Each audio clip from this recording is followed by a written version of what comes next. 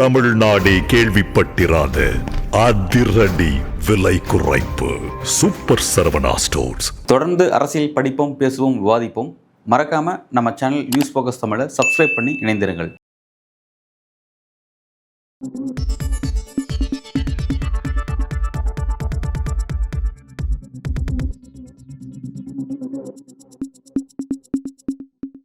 SIR special intensive revision வாக்காளர் பட்டியலில் தீவிர திருத்த பணி அப்படிங்கிற இந்த எலெக்ஷன் கமிஷனோட இந்த ஆக்டிவிட்டி அப்படிங்கிறது ஒரு சீரியஸான விவகாரம். நமக்கு எல்லாருக்கும் நல்லா தெரியும். அதோடைய பிரச்சனை கடந்த 6 மாதங்களாகவே இந்திய அரசியல் அதை பற்றி நிறைய விவாதிக்கப்படக்கூடிய ஒரு விஷயமா மாறி இருக்கு. ஆனால் அந்த எஸ்ஐஆர் பணி அப்படிங்கிறது அது மீது சில விமர்சனங்கள் முன் வச்சு நீதிமன்றத்தில் வழக்கில் தொடுக்கப்படும் பொழுது நீதிமன்றத்தில் எப்பவுமே பார்த்தீங்கன்னா எலெக்ஷன் கமிஷன் ஒரு பதில் சொல்லி தப்பிச்சுட்டே இருப்பாங்க. அதே பதில் தான் நேற்றைய தினம் சொல்லியிருக்காங்க.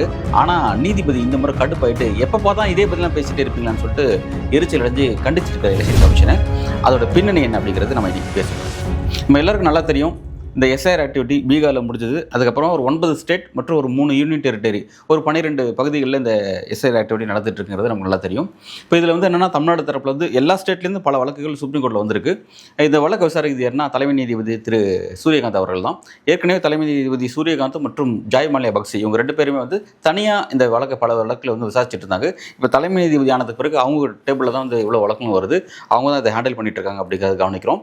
ஸோ இப்போ தமிழ்நாடு தரப்பில் இருந்து வந்திருக்கக்கூடிய அந்த ஆர்குமெண்ட் என்ன இருக்குன்னா, இப்போ வரைவு வாக்காளர் பட்டியல் வெளியாக போகுது. இப்போ நாளையோட தமிழ்நாட்டில் இந்த எஸ்ஐஆர் ஆக்டிவிட்டி முடிய போகுது. அது முடிச்சதுக்கப்புறம் ஃபார்ம் 6 விநியோகம் பண்ண ஆரம்பிச்சிட்டாங்க. அதாவது புதிய வாக்காளர் சேர்ப்பதற்கான ஃபார்ம் விநியோகம் பண்ண ஆரம்பிச்சிட்டாங்க. ஸோ அடுத்த கட்டமாக பார்த்தீங்கன்னா இந்த சப்ஜெக்ட் பார்த்தீங்கன்னா அடுத்த டிராஃப்ட் ரோல் வெளியிட போகிறாங்க. அதில் கிளைம் கோரலாம், நம்ம அப்ஜெக்ஷன் தெரிவித்து என் பேர் நீக்கப்பட்டுச்சு, இல்லை என் பேர் தவறாக சேர்க்கப்பட்டிருக்கு அப்படிங்கிற மாதிரியான அந்த அப்ஜெக்ஷன்ஸ் கொண்டு வரலாம். இப்போ அதுக்கான விண்டோ 1 மந்த் விண்டோ ஓப்பன் ஆக போகுது. ஸோ இந்த விஷயத்தில் தமிழ்நாடு கவர்மெண்ட்டோட ஆர்குமெண்ட் என்னவா இருக்குன்னா, இது ஒரு ஃபெஸ்டிவல் டைமாக இருக்குது, கிறிஸ்மஸ் இருக்குது, இப்போ நியூ இயர் வருது, இப்போ தமிழ் புத்தாண்டு பொங்கல் திருநாள் வர இருக்குது. ரெண்டாவது பார்த்தீங்கன்னா அது இந்த டைம் அப்படிங்கிறது பலரும் பார்த்தீங்கன்னா இந்த ஐயப்பன் கோயிலுக்கு மாலை போடக்கூடிய ஒரு ஃபெஸ்டிவலாக இருக்குது. ஸோ மக்கள் எல்லாமே நிறைய பேர் மைக்ரேஷன்ஸ் இருக்குது, அங்கேருந்து இங்கேருந்து அங்கே அப்படின்ற மாதிரி போயிட்டு இருப்பாங்க. ஸோ இந்த நேரத்தில் இதை செய்யக்கூடாது, ஸோ எக்ஸ்டென்ஷன் கொடுங்க அப்படின்ற மாதிரி கேட்குறாங்க.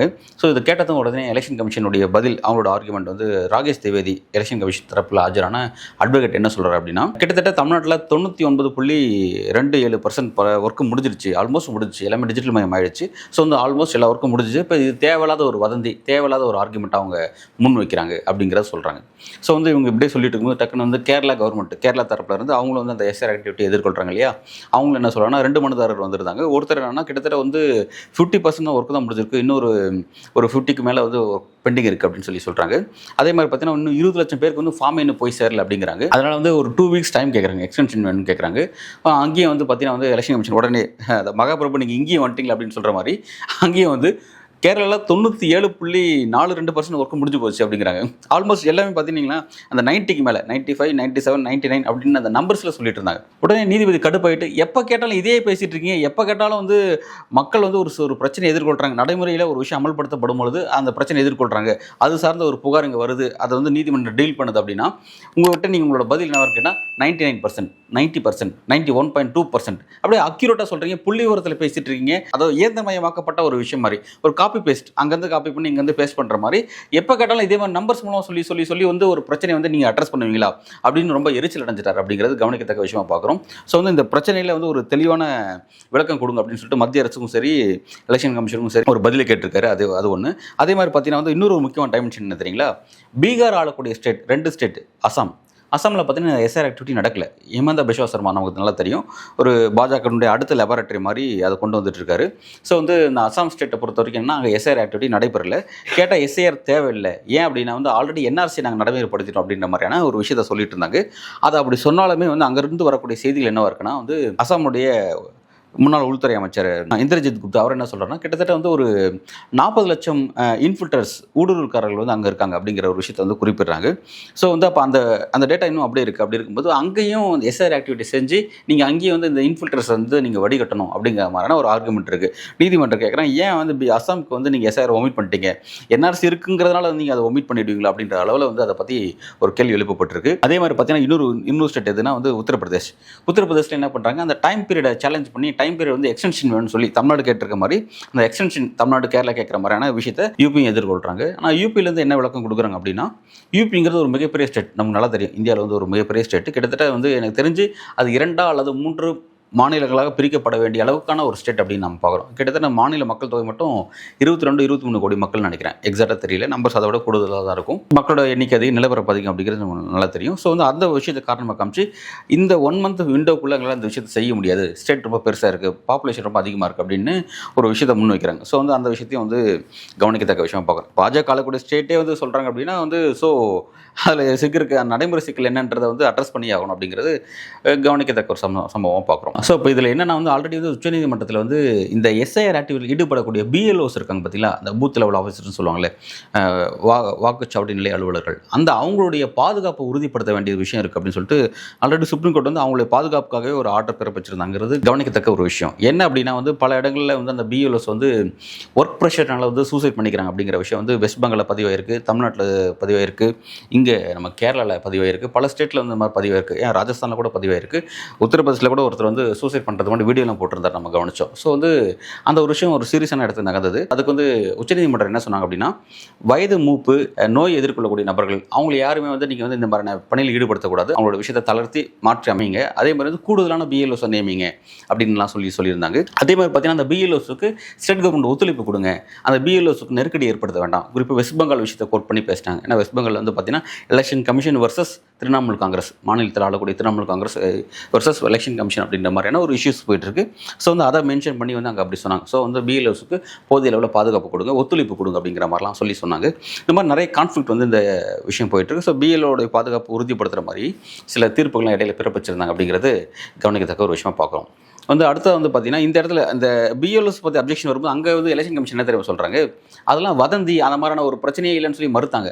ஆனால் நம்மளே வந்து எலெக்ஷன் கமிஷனுடைய அஃபிஷியல் வெப்சைட்டில் போய் பார்த்தாவே தெரியும், அந்த பிஎல்ஓஸுக்கு வந்து எப்படியெல்லாம் வந்து அவங்களுடைய இந்த ஸ்ட்ரெஸ் ரிலீஃப்கான ப்ரோக்ராம்ஸ் கொடுக்குறாங்க, டான்ஸ் ப்ரோக்ராம்ஸு, அவங்கள இன்னும் மற்ற ப்ரோக்ராம்ஸில் என்கேஜ் பண்ணுற மாதிரி நம்ம ஆல்ரெடி ஒரு வீடியோ பண்ணியிருப்போம், நீங்கள் பார்த்துருப்பீங்கன்னு நினைக்கிறேன். அந்த மாதிரி அவங்களையும் வெவ்வேறு வகையில் என்கேஜ் பண்ணுறாங்க. ஆனால் நீதிமன்றத்தில் வந்து அந்த மாதிரிலாம் ஒரு பிரச்சனையுமே கிடையாது. இந்த கட்சிகள் வந்து அந்த மாதிரி ஒரு அதிருப்தி தெரியப்படுத்துகிறாங்க, தேவையில்லாத ஒரு வதந்தியை ஏற்படுத்துகிறாங்க அப்படிங்கிற மாதிரியான விஷயத்தை சொல்கிறாங்க. ஸோ வந்து இதெல்லாம் ஒரு முக்கியமான டைமென்ஷன் சுப்ரீம் கோர்ட்டில் நடந்துட்டு இருக்கு அப்படிங்கிறத பார்க்குறோம். இந்த விஷயம் சுப்ரீம் கோர்ட்டில் ஒரு பக்கம் நடந்துட்டு இருந்தாலுமே அட் த சேம் டைம் வந்து பேரலாக வந்து பார்லிமெண்ட்லேயும் ஒரு பெரிய விவாத பொருளாக மாறி இருக்குது. ஏன்னா கடுமையான கோரிக்கைக்கு பிறகு எதிர்க்கட்சிகள் வந்து பல முடக்கங்கள், பல புறக்கணிப்புகள் செஞ்சதுக்கு பிறகு வந்து இந்த வின்டர் செக்ஷனில் வந்து இந்த வீக்கில் வந்து பார்த்திங்கன்னா அதை பற்றி விவாதிக்கிறதுக்காக எஸ்ஐஆர் பற்றி விவாதிப்பதற்கான இந்த ஸ்பேஸ் கொடுத்துருக்காங்க அப்படிங்கிறது கவனிக்கத்தக்க விஷயம். ஸோ எதிர்க்கட்சிகள் ரொம்ப காட்டமாக, ரொம்ப கிளியர் கட்டாக, ரொம்ப அழகாக தங்களுடைய அந்த பார்வையை முன் வைக்கிறாங்க. அதில் என்னென்ன விஷயங்களை கவனிக்கணும், அதில் எதெல்லாம் வந்து ரொம்ப மோசமானதும் அபாயகரமாகவும் இருக்குது அப்படிங்கிற விஷயத்தெல்லாம் வந்து எல்லாரும் குறிப்பிட்டு பேசுகிறாங்க. மேலும் பார்லிமெண்ட்டில் இந்த எஸ்ஐஆர் குறித்து பேசும்பொழுது காங்கிரஸோட எம்பி திரு மனிஷ் திவாரி என்ன சொல்கிறார் அப்படின்னா, இந்த எஸ்ஐஆர் ஆக்டிவிட்டி செய்வதற்கு இந்திய அரசியலமைப்பு சட்டம் எலெக்ஷன் கமிஷனுக்கான சட்ட அங்கீகாரத்தை வழங்கவே கிடையாது. ஒரு சட்ட அங்கீகாரம் இல்லாமல் இந்தியாவுடைய லாவை வயலேட் பண்ணுற அளவில் தான் வந்து இந்த எஸ்ஆர் ஆக்டிவிட்டியை எலெக்ஷன் கமிஷன் தொடர்ச்சியாக செஞ்சுட்ருக்காங்க அப்படிங்கிற ஒரு விஷயத்தையும் இந்த பார்லிமெண்ட் செஷனில் அவர் பதிவு செஞ்சுருக்காரு அப்படிங்கிறது ஒரு முக்கியமான விஷயமாக பார்க்குறோம். அதே மாதிரி பார்த்திங்கன்னா தமிழ்நாட்டை சேர்ந்த எம்பி திரு தயாநிதி மாறன் அவர் என்ன குறிப்பிட்றாரு அப்படின்னா, இந்த எஸ்ஆர் ஆக்டிவிட்டி செய்வது மூலமாக தமிழ்நாட்டில் பீகாரிகள் 1 கோடி பீகாரிகளில் தமிழ்நாட்டில் வாக்காளர் பட்டியலை சேர்த்து அவங்கள தமிழ்நாட்டில் வாக்களிக்க செய்ய போகிறீங்க, அந்த நடவடிக்கை இது மூலமாக செஞ்சிட்ருக்கீங்க அப்படிங்கிறத குறிப்பிட்றாரு. அதுக்கு உதாரணமாக அவர் என்ன குறிப்பிட்றாருன்னா, இந்த ஆவணத்தில் நீங்கள் குறிப்பிட்டிருக்க இந்த 11 ஆவணத்தில் ஏதாவது ஒரு ஆவணத்தை சமர்ப்பிக்கலாம், இல்லாத பட்சத்தில் 2004க்கு பிறகு பிறந்தவர்கள் பீகாரில் அந்த திருத்தப்பட்ட இறுதி வாக்காளர் பட்டியலில் அதில் யாருடைய பேர்கள்லாம் இருக்கோ வந்து அவங்க வந்து இங்கே தமிழ்நாட்டில் அந்த அதில் ஒரு 13 பாயிண்ட் ஆட் பண்ணியிருக்காங்க இல்லையா, அதை குறிப்பிட்டு அவங்க இங்கே வாக்களிக்கலாம் அப்படிங்கிற விஷயம், அந்த சாராம்சத்தை நீங்கள் எதுக்காக சேர்த்துருக்கீங்க, ஸோ அதன் மூலமாக வந்து ஒரு கோடி பீகாரிகளை நீங்கள் வாக்களிக்க செய்ய போகிறீங்களா அப்படிங்கிற மாதிரியான ஒரு விஷயத்தை வந்து அந்த ஒரு முயற்சி நீங்கள் செய்கிறீங்கிறத பதிவு செய்கிறாரு. பட் 1 கோடி அப்படிங்கிறது நமக்கு மிகையான மதிப்பாக இருக்குது. ஏன்னா வந்து ஒரு புலம்பெயர்ந்தவர்கள் கிட்டத்தட்ட வந்து ஒரு 70 80 லட்சம் பேர் இருக்கிறதா புள்ளி விவரங்கள் குறிப்பிடுது. அதில் பர்டிகுலராக பீகார்கள் 10 லட்சத்துக்கும் குறைவானவர்கள் அப்படிங்கிற மாதிரி குறிப்பிடுது. மற்ற ஸ்டேட்ஸ்லேருந்து வந்தவங்களாம் இருக்காங்க. ஸோ எக்ஸாக்டாக அது நம்பர்ஸ் எவ்வளோ அப்படிங்கிறது தெரியல. பட் ஒரு முக்கியமான பாயிண்ட்டாக இருந்த அந்த விஷயத்தை பதிவு செய்கிறார் அப்படிங்கிறத கவனிக்கத்தக்க விஷயம். அந்த 13வது பாயிண்ட்டாக ஏன் வந்து பீகார் வாக்காளர் பட்டியலில் இடம்பெற்ற நபர்கள் இங்கே வந்து நீங்கள் சேரலாம் அப்படிங்கிற விஷயத்த இங்கே ஏன் அதை பதிவு செஞ்சுருக்காங்க அப்படிங்கிறத எலெக்ஷன் கமிஷன் அதுக்கு தெளிவான விளக்கத்தை கொடுக்கல அப்படிங்கிறத நம்ம கொஞ்சம் நோட்டிஃபை பண்ண வேண்டிய விஷயம் தான் பார்க்குறோம். இறுதியாக பார்த்தா தமிழ்நாட்டில் இந்த டிராஃப்ட் எலக்ட்ரல் ரோல் வந்து வெளியாகட்டும், வெளியானதான் அதில் இருக்க குளறுபடிகள் என்னன்றது நம்ம தெரியும். நான் பார்க்குறேன் ஏன் அப்படின்னா தற்போதைக்கே பார்த்தீங்கன்னா கூட உயிரோடு இருக்கிறவங்களே வந்து வாக்காளர் பட்டியல் நீக்கப்பட்டிருக்காங்க. கிட்டத்தட்ட 77 லட்சம் பேர் வந்து தமிழ்நாட்டில் நீக்கப்படலாம் அப்படின்னு சொல்லி ஏற்கனவே எலெக்ஷன் கமிஷன் சொல்லியிருந்தாங்க. அது 77 லட்சமா அல்லது 80 லட்சம் கிராஸ் பண்ண போதா, ஒரு கோடி நெருங்க போதா அப்படிங்கிறது தெரியல. நம்ம வெயிட் பண்ணி தான் பார்க்கணும்.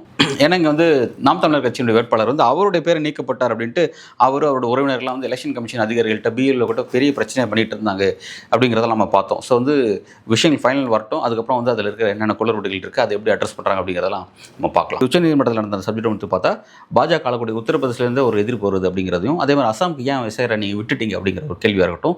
அதே மாதிரி வந்து எலெக்ஷன் கமிஷன் ரிப்பீட்டடாக காப்பி பேஸ்ட் பண்ண மாதிரி ஒரு பதில் எப்பவுமே பேசிட்டு இருக்கீங்க, இந்த பதில் சொல்லி நீங்கள் தப்பிச்சுப்பீங்களா அப்படின்ற அளவில் வந்து அவங்கள கேட்ட அந்த கேள்விகளாக இருக்கட்டும்.